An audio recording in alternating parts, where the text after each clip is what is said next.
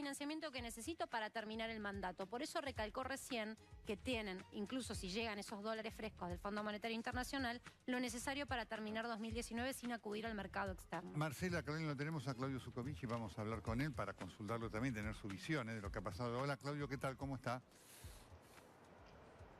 Qué placer saludarlos. Y la verdad que Marcela lo explicó también, que los saludo. Muchísimas gracias, hasta luego. Nos vemos otro día. No, claro, sí, está perfecto. Bueno, por eso está con nosotros, Marcela, efectivamente. Bueno, Claudio, su primera impresión, más allá de lo técnico, de lo que ha significado, hoy va a ser la pregunta común, de lo que ha significado este día. El supermartes se vivía con una tensión enorme. Hoy estábamos en la red de la mañana y uno veía en las redes sociales los mensajes de los actores, ¿no? Analistas, financistas y demás, de ver qué es lo que pasaba esperando la apertura del mercado a las 10 de la mañana. ¿El gobierno pasó el examen, lo aprobó? Sí, sin duda que sí. Déjame hacer un paralelismo. Al menos desde el punto de vista personal, no represento a nadie con esta respuesta y operando en los mercados. Que a veces esto parece un partido de fútbol cuando lo escuchás relatado por la radio o lo ves por televisión. Vos lo escuchás relatado por la radio y parece que va a haber un gol en cada pase. Y que siempre hay situación de gol. Lo ves por tele a la noche, el compacto, y decís, pero si no pasó nada, ni se acercaron al área.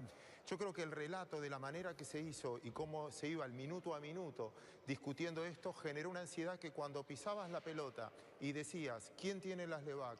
Tienen mercado secundario. Yo necesito aclarar esto una vez más, que es una LEVAC, no es como un plazo fijo, no es que vencía hoy y hoy recién podías tomar la decisión. Como cotizan todo el tiempo, el que se quería ir se podía ir cuando quería. De hecho lo iban haciendo e iban demandando dólares. El que llegó hasta el último día es porque tenía la manifestación de querer renovarlas, si no hubiesen vendido antes. Repito, no es como un plazo fijo que tengo que esperar hasta el vencimiento. Esa es la ventaja que tiene. Tiene mercado secundario, puedo comprar y vender cuando quiero. De hecho, las que se renovaron hoy, si mañana hay algo que no me gustó, las puedo vender mañana, no tengo que esperar hasta julio o hasta el día que haya colocado. Eso hace que el mercado sea un poco más predecible, porque uno puede descontar las tasas de interés en ese mercado secundario. Y cuando uno miraba eso, cuando miraban las cotizaciones, te daba el sentido de decir, se van a renovar, porque la mayoría las que quedaron con esas LEVAC les interesaba tenerlas, sobre todo por el perfil de esos inversores. Ahora, Claudio, el hecho de que hoy el dólar haya bajado prácticamente un peso, ha bajado la cotización en el minorista y este voto de confianza con las LEVAC, es decir, el volver a apostar al peso, ¿eso significa, como muchos operadores empiezan a leer, que ya se terminó la corrida cambiaria? Nunca me animaría yo a contestar eso. La verdad que cuando está la sensación térmica, porque hay que entender que esto fue un sinónimo de desconfianza, si querés. No había un dato técnico para poder decir, mira, el dólar tiene que subir por esto, las LEVAC no la van a renovar por esto. Me parece que había una sensación térmica distinta que no pasaba por lo técnico. Dicho esto, una noticia más importante que el dólar, que el valor del dólar, que el precio, hay dos. Una se dio ayer, muy relevante ayer, que creo que marcó la tranquilidad del panorama de hoy. Ayer vendieron más dólares los privados que el Banco Central. El Banco Central vendió 400 millones, pero 800 vendió el sector privado. Quiere decir que a este precio, antes, los días previos, solo vendía el Banco Central. Ahora aparecieron privados, ya gente voluntariamente que dijo a este precio quiero vender. Y hoy pasó lo mismo. No solo la referencia de que el Banco Central puso 5.000 millones de dólares a las ventas. Lo más lindo no es la baja de precios. Lo más lindo es que no los usó. Y como bien decías, hubo un fondo o varios fondos que decidieron vender los dólares y comprar esta extensión de los botes a 5 y 8 años, como ahí expresabas y lo contabas antes, que eso es una manifestación de confianza real. Presto en pesos a 5 y 8 años. Será una tasa alta, hoy parece baja con respecto a la inflación y parece baja contra el momento. Quizás el inversor entenderá que va a ser una tasa alta si a la Argentina le va bien y mejora sus índices de inflación, pero lo cierto es que tuviste esa beta de confianza. Y digo una cosa más que quiero repetir.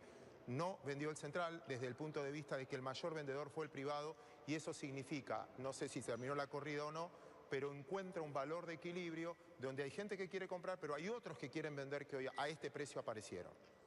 Ahora, Claudio, en el medio hay una negociación con el Fondo Monetario Internacional. ¿Lo que sucedió hoy posiciona mejor a la Argentina para sentarse en esa mesa? Sí, y ahí hay un debate muy interesante, que muchos dicen, ¿se apuraron a ir al fondo? ¿Era necesario? La verdad, tampoco no sé si voy a ayudar con la respuesta. Lo único que digo es que muchas veces ir a una negociación es mejor cuando estás bien armado que cuando estás de última. ¿Para qué esperar una crisis terminal para llegar? Porque tenés menos negociación. Cuando estás desesperado es más difícil negociar. Yo creo que esto posiciona a la Argentina en las condiciones que puede llegar a negociar. No la tasa de interés, porque eso está estipulado, no las condiciones generales, porque eso es un reglamento de gestión que tiene el fondo, no lo va a cambiar por Argentina, pero por lo menos le da más aire y le da más tiempo. Con esto Argentina compra tiempo desde el punto de vista de que se puede sentar más tranquilo a ver dónde está parado. Obviamente, también observando la economía real, indispensable para ver todos estos este nuevo tipo de cambio y estos nuevos costos de tasa de interés, cómo termina repercutiendo en el día a día de nosotros, ¿no? Claudio, ¿cómo debemos interpretar esto? Le puso techo de 25 pesos al dólar. Le puso una batería de 5.000 millones de dólares como para que se dieran cuenta de que tenía músculo. Pero si tengo los números correctos, ayer invirtió 400 y hoy invirtió 700. En 2 días nada más tuvo que poner 1.100 millones de dólares. ¿Qué panorama queda por delante con eso? Eso es a 25. ¿Pero de dónde salieron esos dólares? Porque también el Central era el único que compraba dólares a 15, 16, 17 durante un tiempo. ¿Y cuánta plata ganó el Central? Si la devaluación a 25, estos dólares vendidos a 25, a mi criterio, desde el punto de vista técnicamente bien, los dólares que vendió a 25 representan una devaluación más o menos del 35%. Y las LEVAC, que fue recomprando, en su momento las que vencían hoy, rendían 26, 27%. Por lo tanto, no es que perdió plata, porque cuando vende dólares cobra pesos y esos pesos los utilizó para cancelar LEVAC. El punto es, si la devaluación fue mayor y mucho mayor que la tasa de inflación y la devaluación fue mayor que el rendimiento de las LEVAC, no hizo un mal negocio. Lo vamos a ver expresado en los balances del Banco Central, porque para eso el Banco Central tiene reservas. Compra y compró durante mucho tiempo para sostener el tipo de cambio y vos pretendés que ahora yo, al menos, también las utilice para tratar de darle certidumbre a la gente. Es muy difícil fijar precios en la economía real cuando no sabés cuál es el verdadero valor del dólar. Fíjate una cosa, hoy el dólar mayorista cerró cerca de 24 y dio calma. Y el viernes quizás 24 el precio era terriblemente malo. Fíjate cómo la necesidad que tenemos todos de encontrar un valor donde te acostumbres y puedas planificar no a 10 minutos, sino a 3 meses, 4 meses, 6 meses, 2 años por lo menos. Marcela. Claudio, acá nos aclaran desde la autoridad monetaria que la renovación del EVAC de las que vencían hoy fue del 100% y que además se han colocado extra 5.000 millones de pesos. Claro, había una intensidad de demanda y la tasa nominal anual para 30 días quedó en el 40%. La pregunta es, ¿hasta cuándo va a tener que sostener la autoridad monetaria una tasa de interés tan elevada? Ojalá que breve, porque eso tiene impacto. A ver, si vos tenés una tasa nominal tan alta en el Banco Central, es el costo de oportunidad del dinero. Otro dato, y déjame explicar esto en la economía real, otro dato muy positivo hoy, relativamente positivo, fue la suba de los bonos argentinos en un contexto internacional muy negativo, porque hoy esto se dio con la tasa de interés en Estados Unidos arriba del 3,10, la tasa más alta que tiene Estados Unidos a 10 años, al menos desde el 2011, un día que fue bastante difícil para los países emergentes. Argentina hoy quedó como excepción. Pero ¿por qué es relevante tu pregunta y por qué creo que es un tema central? Imagínate que alguien se quiere poner un taxi, tiene que comprar un auto y una matrícula. Y te va a decir, bueno, yo tengo que pagar seguro, tengo que pagar el taxi, tengo que pagar la matrícula, tengo que trabajar 12 horas por día y además estoy con el auto 25 días en la semana. Corro riesgos de chocar, de que no pueda trabajar todos los días, que cuando llueva tengo problemas, más que me roben, todo ese riesgo. Si no gano un 40% anual, prefiero esa plata dejarla en LEVAC y no asumir y arriesgar un taxi. Nosotros necesitamos que mucha gente tome trabajo privado y se arriesgue. Por eso, si esto es a largo plazo, obviamente es un problema para la economía, porque es el costo de oportunidad del dinero. Lo mismo pasa con un bono argentino. Es mucho más importante este valor que a veces el tipo de la cotización del día a día del dólar. Si un inversor extranjero quiere venir a la Argentina a instalar una fábrica y un bono rinde 7% anual, el mínimo que le va a pedir a la inversión en Argentina es un 7 anual. Por eso, repito, estas cosas que a veces se hablan por arriba, es muy importante controlarlas porque la tasa de interés es un costo para aquel que hace una inversión. Claudio, un dato importante, y te decía algo que quiero subrayar. Efectivamente, hoy a la mañana había esta intensidad casi futbolera porque había un nivel de incertidumbre muy fuerte que el gobierno alimentó en todos estos días, en los cuales obviamente no manejó bien esta crisis, lo manejó comunicacionalmente muy mal, con además declaraciones que el mercado al día siguiente contrarrestaba. Me parece que este es un elemento importante para tenerlo en cuenta.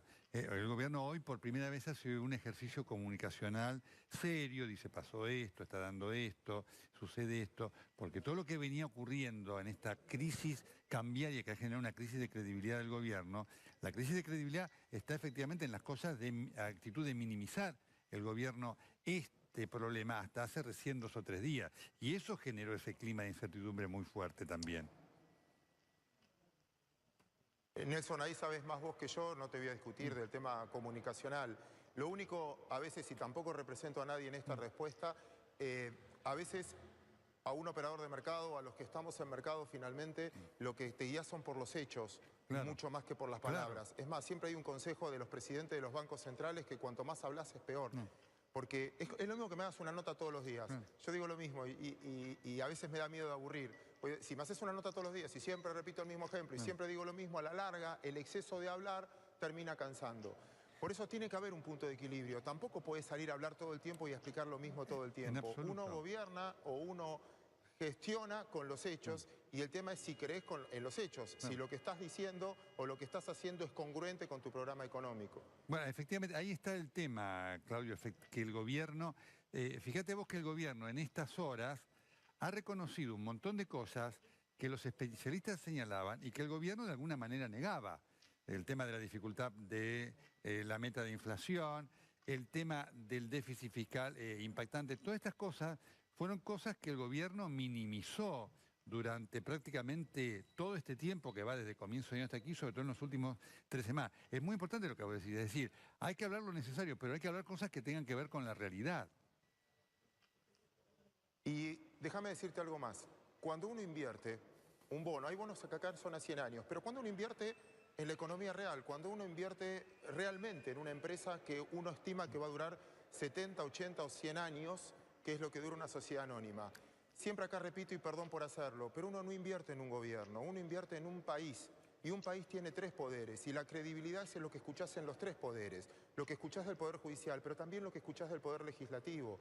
A mí también me importa saber en la alternancia qué piensa el que va a venir y si esta política se mantiene en el largo plazo. Por eso no solo hay que exigirle en algún punto al Poder Ejecutivo, sino la responsabilidad de la dirigencia en general.